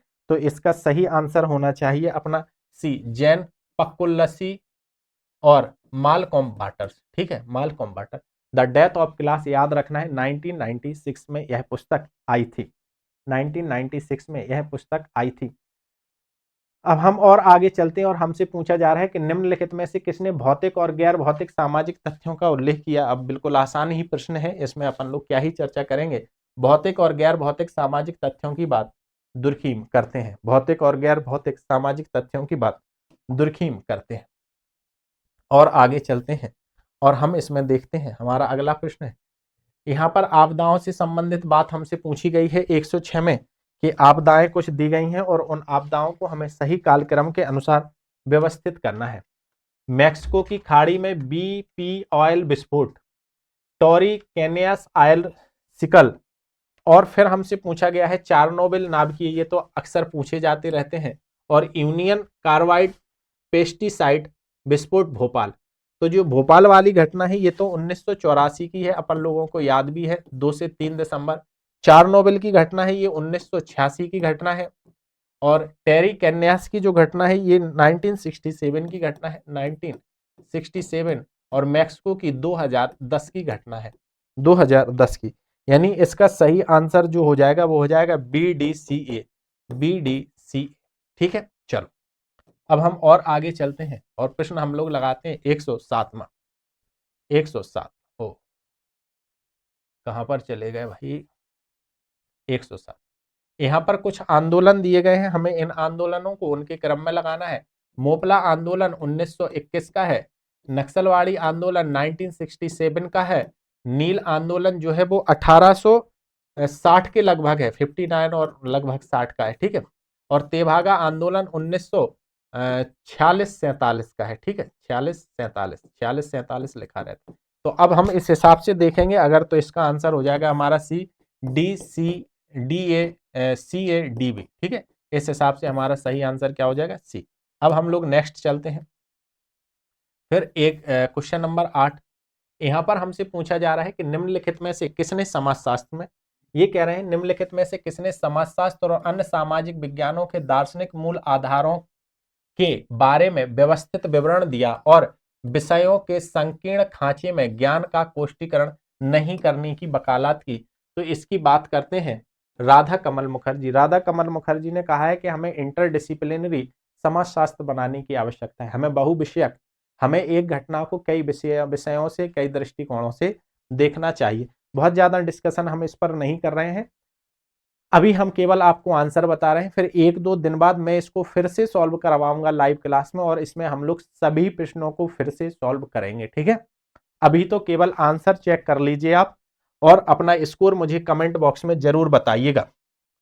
फिर हम लोग आगे चलते हैं, फिर हमारा प्रश्न आता है 109 और 109 हमसे पूछ रहा है कि भेद का नारीवादी सिद्धांत जो महिलाओं के सकारात्मक, भेद का नारीवादी सिद्धांत जो महिलाओं के सकारात्मक पहलुओं की प्रशंसा करता है क्या कहलाता है? उसे हम लोग सांस्कृतिक नारीवाद कहते हैं, उसे हम लोग सांस्कृतिक नारीवाद की संज्ञा देते हैं। नेक्स्ट, ये हमसे एम.एन. श्रीनिवास की पुस्तकें दी गई हैं और इन पुस्तकों को हमें कालक्रम के अनुसार लगाना है। तो सबसे पहले हम लोग इन पुस्तकों को लगाते हैं। The religion and society among the Coorg of South India जो है ये 1952 की पुस्तक है। यह पुस्तक कब की है बच्चा? 1952 की यह पुस्तक है। ठीक है, यह पुस्तक कब की है? 1952 की। अब और आगे चलते हैं। फिर हमसे पूछा जा रहा है caste in modern India and other essays, ये है आपकी 1962 की, ये है आपकी 1962 की। नेक्स्ट क्वेश्चन है the case of the power and the priest, the case of the power and the Christ, ये है, ये तो मैंने भी नहीं पढ़ाई है, हालांकि ये नई पुस्तक है। फिर अगला पूछा जा रहा है social change in modern India, social change in modern India, ये 1966 की पुस्तक है, ये 1966 की पुस्तक है। लेकिन तीन पुस्तकें हम लोगों ने कहीं ना कहीं पढ़ी हुई हैं, तो वहां से हम अपना इसको सही तरीके से सॉल्व कर सकते हैं। चलो अब हम और आगे चलते हैं, और आगे चलने पर हम देखेंगे का religion and society among the Coorg of South India 1952, caste in India and other essays 1962 की ये पुस्तक है। The case of the power and the priest, ये 1959 की पुस्तक है। और social change in modern India, यह पुस्तक जो है वो 1966 में। इस प्रकार से हमारा सही आंसर हो जाएगा सी, इस प्रकार से हमारा सही आंसर क्या हो जाएगा? सी। अब हम लोग चलते हैं अगले प्रश्न पर, 111 प्रश्न। ठीक है, अब 100 प्रश्न है, इसलिए थोड़ा सा स्पीड में और जल्दी पढ़ाना है, नहीं तो अगर मैं थोड़ा व्याख्या और ज्यादा करूंगा तो फिर समस्या हो जाएगी। इसको हम लोग अपनी YT के क्लास पर फिर से हम इसको सॉल्व कराएंगे, है ना। चलो, तो अगला प्रश्न हमारा है माइंड सेल्फ एंड सोसाइटी पुस्तक के लेखक कौन है? माइंड सेल्फ एंड सोसाइटी जो पुस्तक है इसके लेखक हैं G.H. मीड, और यह पुस्तक 1934 में आई थी, यह पुस्तक 1934 में आई थी। अब हम लोग और आगे चलते हैं और देखते हैं, हमसे ये वाला क्वेश्चन पूछा गया है, ये बहुत महत्वपूर्ण पुस्तक है। 112 प्रश्न जो है इसमें पूछा गया है E.A. पार्क और बर्गेस, E.A. पार्क और बर्गेस का जो है वो है centric zone theory, E.A. Park और बर्गेस की जो है वो सेंट्रिक पार्क थ्योरी। होमर होयट की जो है ये, इसको हम लोग कहते हैं, होमर होयट की थ्योरी को कहते हैं मल्टी सेंट्रिक मॉडल। और जॉन स्टोन का जो कॉन्सेप्ट है इसको सोशल एरिया एनालिसिस कहा जाता है।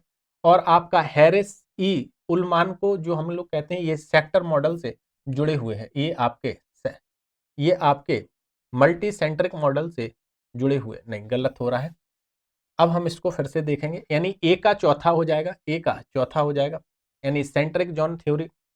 बी का तीसरा है होमर हाइट जो है वो सेक्टर थ्योरी से जुड़े हुए हैं। और जो जॉन्स हैं वो सोशल एरिया एनालिसिस से जुड़े हुए हैं। और हैरिस एंड उलमान जो है वो मल्टी सेंट्रिक मॉडल से जुड़े हुए हैं। यानी इसका सही आंसर क्या है? 112 का सही आंसर ए है। अब हम और आगे चलते हैं, अब हम और आगे चलते हैं। हमसे समनर का क्वेश्चन पूछा गया है यहाँ पर, according to WG Sumner when the folks talks a philosophy of right living and a life policy of the welfare, जब भी हम कह सकते हैं कि उसमें समूह कल्याण की भावना जुड़ जाती है तो हम उसको क्या कहते हैं? हम उसको रूढ़ियां कहते हैं। जब भी हमारी जो लोक रीति है, लोकाचार है, उसमें समूह कल्याण का भाव जुड़ जाता है तो हम उसे रूढ़ियां कहते हैं, मोर कहते हैं। और यह कॉन्सेप्ट किसका है? अभी मैं आपको परसों नरसों ही पढ़ा के आया था फाउंडेशन क्लास में, इसको हम लोग कहते हैं बच्चा रूढ़ियां, मोर। अब हम और आगे चलते हैं और देखते हैं अगले प्रश्न पर। ठीक है, कि कार्ल मार्क्स के संदर्भ में निम्नलिखित में से कौन अलगाव का एक घटक नहीं है? कार्ल मार्क्स के संदर्भ में निम्नलिखित में से कौन एक अलगाव का घटक नहीं है? तो कार्ल मार्क्स बात उत्पादन से अलगाव की करते हैं, क्षमता से अलगाव की बात करते हैं, और साथियों से अलगाव की बात करते हैं, लेकिन नातेदारी से अलगाव की बात उन्होंने नहीं की है। लेकिन नातेदारी से अलगाव की बात कार्ल मार्क्स नहीं करते हैं। नेक्स्ट हम लोग चलते हैं 115 पर, और 115 जो हमारा क्वेश्चन है ये कह रहा है मुझसे मुझसे या आपसे बात बराबर है, हमसे कहे या आपसे कहे, लेकिन कह तो रहा ही है।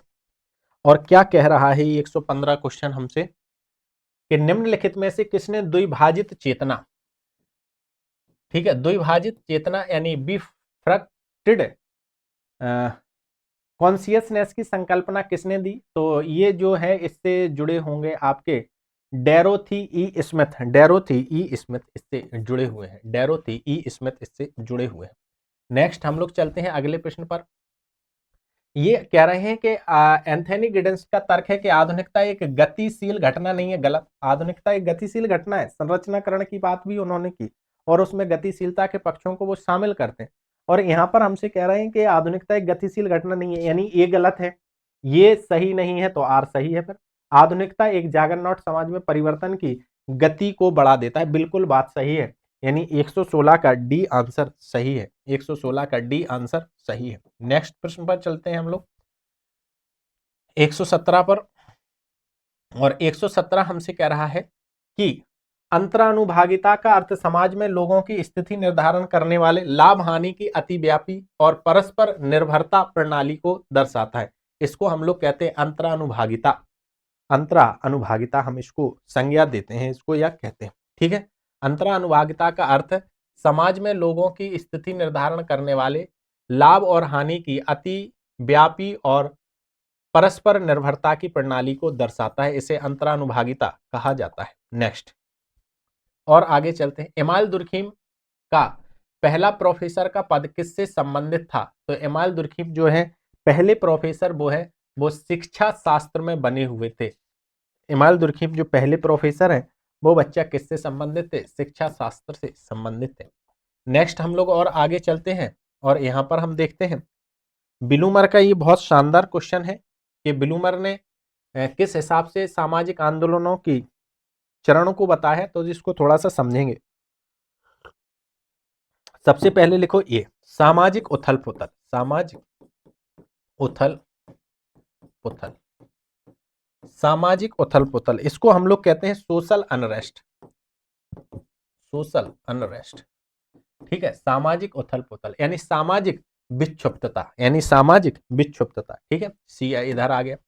फिर हम लोग इसमें लिखेंगे लोकप्रिय उत्साह, लोकप्रिय उत्साह, लोकप्रिय उत्साह, लोकप्रिय उत्साह, ये उन्होंने दिया है, तो हम लोग इसको मान रहे हैं जन आवेग, ठीक है। लोकप्रिय उत्साह, पॉपुलर पॉपुलर एक्सटीमेंट, ठीक है। अब हम और आगे चलते हैं। उसके बाद हमारे पास आता है आपका डी, यानी उच्च स्तर के समन्वय यानी औपचारिक संगठन। इसके बाद क्या आता है? फॉर्मल ऑर्गेनाइजेशन यानी औपचारिक सेंटिमेंट, औपचारिक संगठन, औपचारिक संगठन।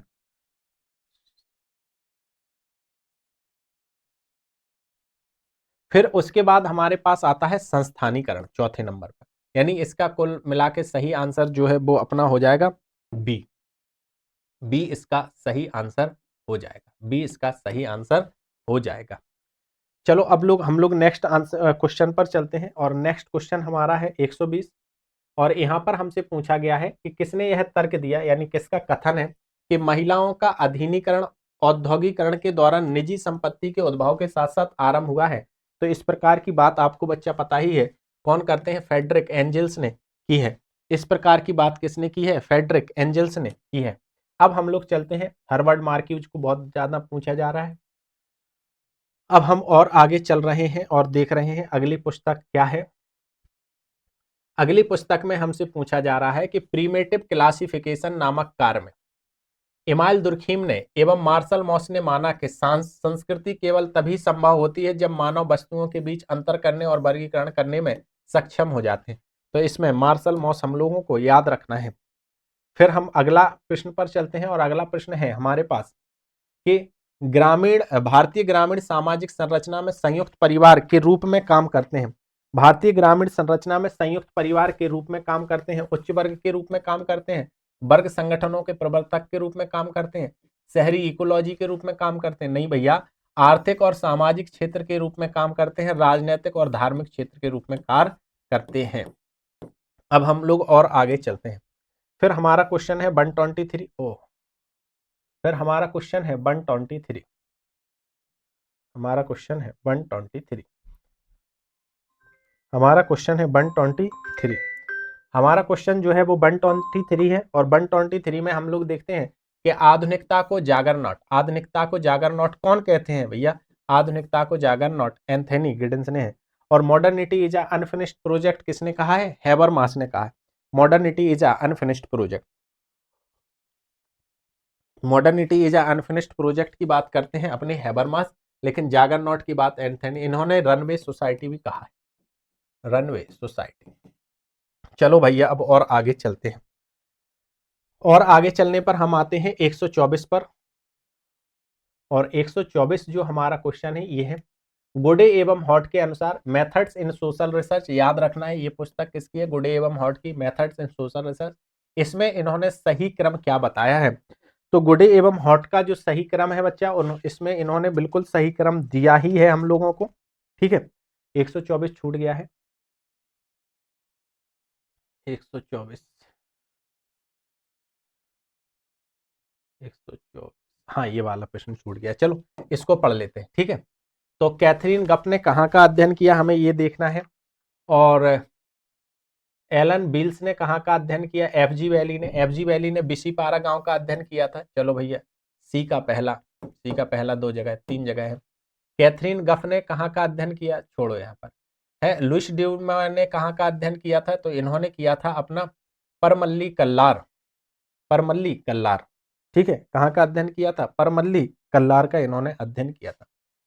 और बीजल्स ने कहाँ का अध्ययन किया? मैसूर का, यानी ए का दूसरा, दूसरा। और लुइस ड्यूमा ने परमल्ली कल्लार, ए का चौथा। यानी इसका सही आंसर क्या हो जाएगा? सी, डी का तीसरा, डी का तीसरा, ठीक है। कैथरीन गफ ने कहाँ का अध्ययन किया? तंजौर का अध्ययन किया। फिर से हम लोग देखते हैं कि कैथरीन गफ ने कहाँ का अध्ययन किया? तंजौर के कुप्पापेट्टे गांव का अध्ययन किया। एफजी वैली ने बिसीपारा गांव का अध्ययन किया। लुइस ड्यूमा ने अपने जो है वो परमल्ली कल्लार का अध्ययन किया। और हम देखेंगे कि जो बिल्स हैं इन्होंने नाम हल्ली मैसूर का अध्ययन किया था। बाकी 3 नाम तो पढ़े हैं, एक नाम थोड़ा सा नया है, बाकी 3 नाम तो हम आपको पढ़ाते ही हैं। अब हम और आगे चलते हैं और अगले प्रश्न पर चलते हैं। हमारा अगला प्रश्न है, अरे भाई अगला प्रश्न है अपना ये वाला कि 126, अगला प्रश्न 126 के पहले 125 भी है। अगला प्रश्न हमसे पूछा जा रहा है कि गुडे एवं हॉट, गुडे एवं हार्ट के अनुसार मेथड्स इन सोशल रिसर्च को सही था। तो आयोग ने अभी तो इसका आंसर बेटा सी ही माना है, कि वो कह रहे हैं कि सबसे पहले उस विषय का साहित्य का अध्ययन करना चाहिए, फिर समस्या का विश्लेषण करना चाहिए, उसके बाद अवधारणात्मक पुनः विनिर्देशन के चरणों को औपचारिक रूप देना चाहिए, फिर परिकल्पना का विकास और अध्ययन की जाने वाली परिघटना के संपर्क में हमें आना चाहिए। यानी इसका सही आंसर सी होगा अकॉर्डिंग टू आयोग। बाकी देखते हैं, वैसे समस्या का चुनाव पहले नंबर पर आता है, लेकिन अकॉर्डिंग टू गुडे हो सकता है सही हो, ठीक है। चलो अब हम लोग आगे चल रहे हैं और देख रहे हैं कि उद्योग के क्षेत्रों से संघर्ष समाज के अन्य क्षेत्रों को प्रभावित नहीं करते, वे सीमित होते हैं। उद्योग के क्षेत्रों में संघर्ष समाज के अन्य क्षेत्रों को प्रभावित नहीं करते, वे सीमित होते हैं, ठीक है बात।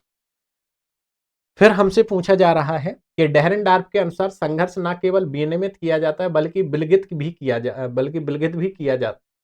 जाता है। तो ए आर दोनों सही है, ए आर की व्याख्या कर रहा है, ए आर दोनों सही है, ए आर की व्याख्या भी कर रहा है।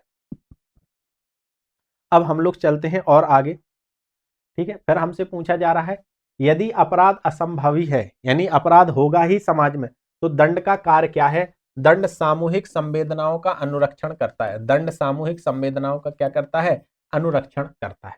तो दुर्खीम ने कहा है कि अपराध अगर समाज में होगा तो दंड क्या करेगा? सामूहिक संवेदनाओं की रक्षा करने का काम करेगा।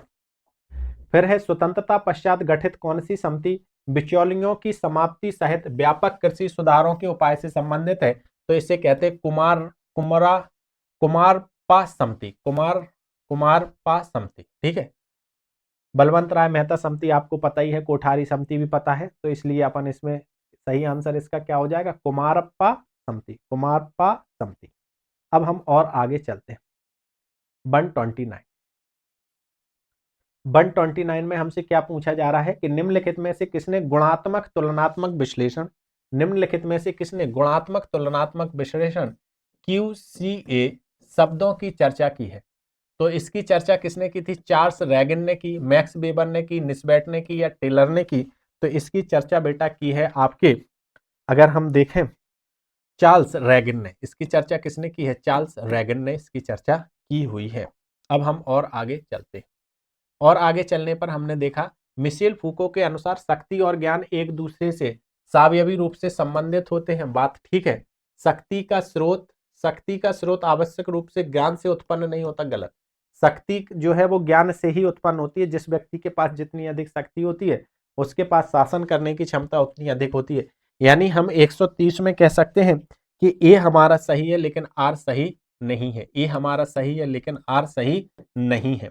नेक्स्ट अगले प्रश्न पर चलते हैं। 131 पर हम लोग आते हैं और 131 पर आया है कि एक समष्टि यानी एक यूनिवर्स में से प्रत्येक इकाई के चुने जाने की संभाव्यता को क्या कहते हैं? यानी हम वो कहते हैं कि अगर हम किसी क्षेत्र से संपूर्ण निदर्शन का चुनाव कर रहे हैं तो प्रत्येक इकाई के चुने जाने की संभावना किस प्रकार के निदर्शन में रहती है? तो हम कह सकते हैं इसमें जो रैंडम सैंपलिंग है, यादृच्छिक प्रतिचयन, यानी रैंडम सैंपलिंग में प्रत्येक इकाई के चुने जाने की समान अवसर रहता है। अब हम और आगे चलते हैं और देखते हैं 132 और 132 में जब आते हैं तो सबसे पहले हमसे पूछा जाता है कि बिश्नोई आंदोलन ये राजस्थान 1970 के दशक में हुआ था।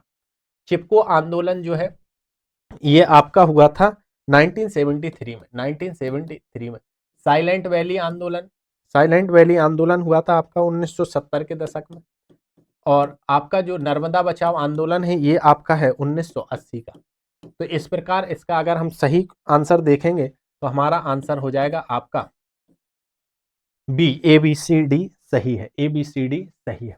ठीक है, चलो अगले प्रश्न पर आते हैं हम लोग। अगले प्रश्न पर आते हैं और अगला प्रश्न है हमारा कि हमसे पूछा जा रहा है कि मानव सामाजिक संसार पर लागू होने वाले कॉम्टियन यानी अपने कॉम्टे के प्रत्यक्षवाद का प्रतिफल क्या है?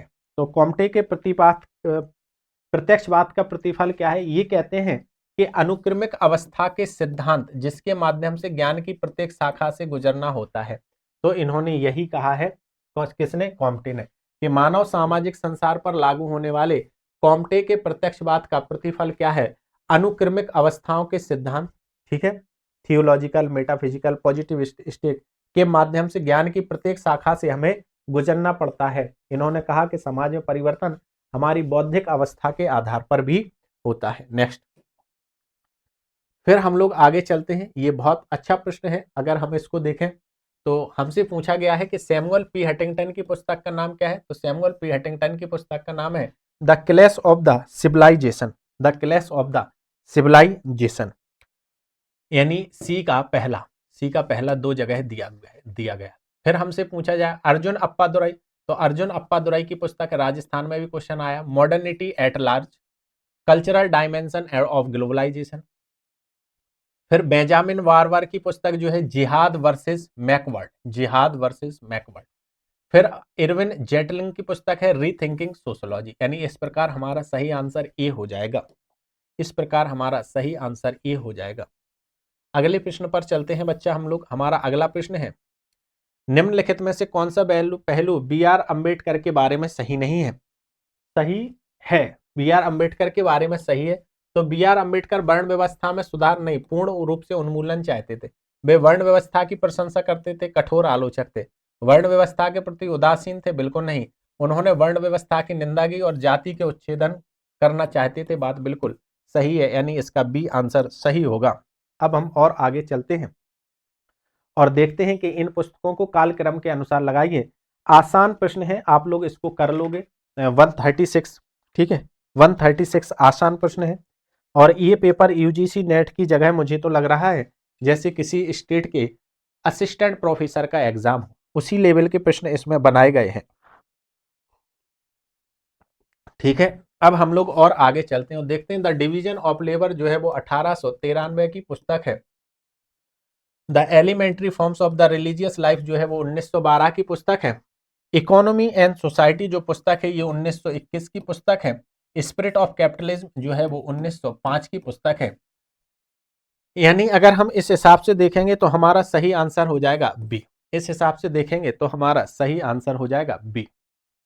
ठीक है, हमें इन किताबों को प्रकाशन के वर्ष के अनुसार लगाना था। ठीक है, चलो अब हम और आगे चलते हैं। अब हम और आगे चलते हैं और आगे चलते हैं। तो हमसे पूछा गया है, अभी 10 प्रश्न और हैं लगभग। हमसे पूछा गया है कि किसने शक्ति की ऐसी संभाव्यता जिसमें किसी सामाजिक संबंध के एक कर्ता द्वारा प्रतिरोध के बावजूद अपनी स्वयं की इच्छा को उस संभाव्यता के आधार होने के मूल पर विचार करना जिसकी स्थिति के रूप में परिभाषित किया है। बहुत बढ़िया क्वेश्चन है कि निम्नलिखित में से किसने शक्ति को ऐसी संभाव्यता जिसमें किसी सामाजिक संबंध में एक कर्ता द्वारा प्रतिरोध के बावजूद भी अपनी स्वयं की इच्छा को उस संभाव्यता के आधारित होने के मूल पर विचार किए बिना लागू करने की स्थिति, यह परिभाषा किसकी है? टालकट पार्सन्स की है, मैक्स वेबर की है, या हम बात करेंगे इमाल दुर्खीम की है, आर के मर्टन की। तो शक्ति और सत्ता के सिद्धांत से हमारे मैक्स वेबर ही जुड़े हुए हैं। अब हम नेक्स्ट आगे चलते हैं इसमें, और हम अगला प्रश्न हमारा जो है, मिशेल फूको के अनुसार कौन संरचना जो सत्ता के मिशेल फूको के अनुसार कौन एक संरचना जो सत्ता के किसी भी व्यक्ति को लोगों के एक समूह को पूर्ण अवलोकित करने की संभावना प्रकट करता है, इसे हम लोग कहते हैं पैनोप्टिकॉन। और इसको मैंने YT पर और एप्लीकेशन में कई बार बताया है, तो मैं उम्मीद करता हूं कि ये आपको आता होगा। पैनोप्टिकॉन की बात इन्होंने की थी। नेक्स्ट हम आगे चलते हैं और यहां पर हम देखते हैं अगला प्रश्न 139। ठीक है, अगला प्रश्न हमारा जो है वो है 139, और 139 में हमसे पूछा जा रहा है कि मिथ्या चेतना, और मिथ्या चेतना से तो कार्ल मार्क्स जुड़े हुए हैं, यानी बी का चौथा, यानी यही आंसर इसका सही हो जाएगा 139 का। अब ए का तीसरा हो जाएगा, यानी गतिशील सघनता। ठीक है, इमाल दुर्खीम। बी का सी का पहला मूल विषयक तर्क संगतता, मैक्स वेबर तर्क संगतता से मैं। तो समाजन सोशियबिलिटी से कौन जुड़े हैं? George simile. नेक्स्ट और आगे चलते हैं, और हमारा अगला प्रश्न है कि निम्नलिखित परिप्रेक्ष्यों की समाजशास्त्री साहित्य में उनके उद्गम की दृष्टि से कालक्रम के अनुसार व्यवस्थित करना है। ठीक है, तो हम देखते हैं कि मार्क्सवाद जो है वो 19वीं शताब्दी में प्रारंभ होता है। अंतःक्रियावादी जो है वो 20वीं शताब्दी में आता है। उत्तर संरचनावादी है जो 20वीं शताब्दी के मिड में आता है, मिड 20th सेंचुरी। और जो है उत्तर आधुनिकतावादी सबसे बाद में आता है, 20वीं शताब्दी के बिल्कुल बाद में ये आता है। इस हिसाब से अगर हम देखें तो 140 का हमारा जो आंसर हो जाएगा वो ए सही हो जाएगा। तो बच्चा इसके बाद अगर हम प्रश्नों को देखेंगे तो हमारे पास प्रश्न जो है वो पैराग्राफ से संबंधित है, और पैराग्राफ को मैं सॉल्व नहीं करवा रहा हूं क्योंकि ये आप लोग खुद ही मैच कर लेना कि इसका क्या आंसर सही होगा। अब जितने भी क्वेश्चन थे वो मैंने सब आपको सॉल्व करवा दिए हैं। अगर आपको कोई परेशानी है तो आप कमेंट बॉक्स में मुझे लिख सकते हैं। इसके साथ ही आप अपना कमेंट बॉक्स में मुझे स्कोर जरूर बताएंगे कि आपका स्कोर कितना हो रहा है। ठीक है, आप स्कोर बताएंगे तो जिससे मैं आपको कल सही तरीके से एक संभावित कट ऑफ बता सकूं, ताकि आप बिल्कुल निश्चिंत हो जाएं कि आपका नेट होगा, ये JRF होगा या PhD होगा। ठीक है, तो आप अपने क्वेश्चन जरूर बताइएगा कि मेरे सर इतने क्वेश्चन सही हैं, और उसी के आधार पर हम आपको बता पाएंगे। ठीक है, पहले अगर आप दोनों पेपर का बताएंगे तो उसमें लिखिएगा फर्स्ट और सेकंड पेपर को मिला के सर मेरे इतने क्वेश्चन सही हैं, और नहीं तो फिर आप ये बताइए कि सर केवल सोशियोलॉजी में मेरे इतने क्वेश्चन सही हैं। ठीक है, तो आज के लिए इतना ही। नमस्कार, हम लोग फिर मिलेंगे। ठीक है, और KGS में अगर आप सोशियोलॉजी पढ़ना चाहते हो तो हमारे यहाँ बैच प्रारंभ हो चुके हैं 10 दिसंबर से। आप उसमें रजिस्ट्रेशन कर सकते हैं और लाइव क्लास चल रही है, आप जुड़ सकते हैं। इस पेपर में 1-2 मुश्किल से 5 प्रश्नों को अगर छोड़ दिया जाए, बाकी सारे प्रश्नों पर हमने कहीं ना कहीं आपके नोट्स में ये सारी चीजें लिखी हुई हैं, मैंने खुद पढ़ाई हुई है। ठीक है, लेकिन एग्जाम हॉल में दबाव होता है तो सरल प्रश्न भी गलत होते हैं, तो हम मान के चलते हैं कि आप, लेकिन यह प्रश्न पर ऐसा प्रश्न आया था या पेपर आया था कि हम इसको बिल्कुल इजी टू मॉडरेट कह सकते हैं, लेकिन हार्ड की श्रेणी में यह प्रश्न पत्र नहीं था, आप इसको बहुत अच्छे से कर सकते थे। ठीक है, अब हम लोग फिर मिलेंगे, आज के लिए इतना ही, नमस्कार।